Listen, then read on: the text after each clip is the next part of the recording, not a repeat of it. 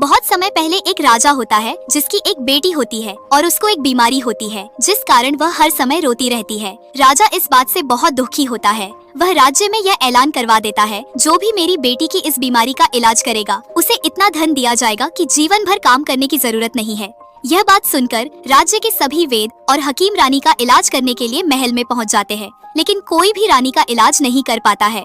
इस बात की खबर राजू कुम्हार को लगती है, जो गांव में मिट्टी के बर्तन बनाने का काम करता है। अपनी किस्मत आजमाने के लिए वह भी महल की तरह चल पड़ता है। रास्ते में उसे एक बुढ़िया मां दिखाई देती है जिसके सिर पर लकड़ियों की गट्ठी होती है। तभी राजू बुढ़िया मां की लकड़ियां उठाकर घर पे छोड़ देता है। तभी बूढ़ी माँ राजू से पूछती है कि तुम कहाँ जा रहे हो। तब राजू उसे सारी बात बता देता। तभी बूढ़ी माँ कहती कि मुझे पता है कि रानी का इलाज कैसे होगा, लेकिन यह रास्ता आसान नहीं। तभी राजू कहता कि मुझे बता दीजिए, मैं अपने आप देख लूंगा। तभी बूढ़ी माँ कहती है कि ऊपर ऊंचे पहाड़ों पर एक भेड़ है जिसके गले में एक सोने की घंटी है। अगर उस घंटी को तुम 3 बार रानी की खिड़की में से बजाओगे तो रानी ठीक हो जाएगी, लेकिन उस भेड़ की रखवाली एक राक्षस करता है और वहाँ पर पहुँचने के लिए तुम्हें राजा के उड़ने वाले घोड़े की जरूरत पड़ेगी। तभी राजू महल से राजा की आज्ञा लेकर उस उड़ने वाले घोड़े को लेकर ऊपर पहाड़ों पर लेके चला जाता है। वहाँ पर उस भेड़ के पास जाता जिसके गले में सोने की घंटी होती।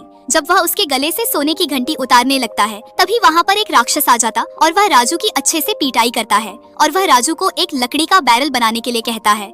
जब राजू लकड़ी का बैरल बना देता है तब वह राक्षस उस बैरल पर बैठकर राजू से कहता है कि मैं तुम्हें इस बैरल में बंद कर दूंगा। तभी राजू जादू से एक मक्खी बन जाता है और उस राक्षस के पैर पर डंक मार देता है और उस राक्षस को उस बैरल में गिराकर ऊपर ढक्कन लगाकर बंद कर देता है और भेड़ के गले से घंटी निकालकर घोड़े पे सवार होकर महल की तरफ चल पड़ता है। महल में पहुंचकर वह रानी की खिड़की से घंटी को 3 बार बजाता है और जिससे रानी बिल्कुल ठीक हो जाती और राजा इस बात से बहुत खुश होता और वह अपनी लड़की की शादी उससे करा देता है। अपने सर का ताज देकर उसे राजा बना देता है।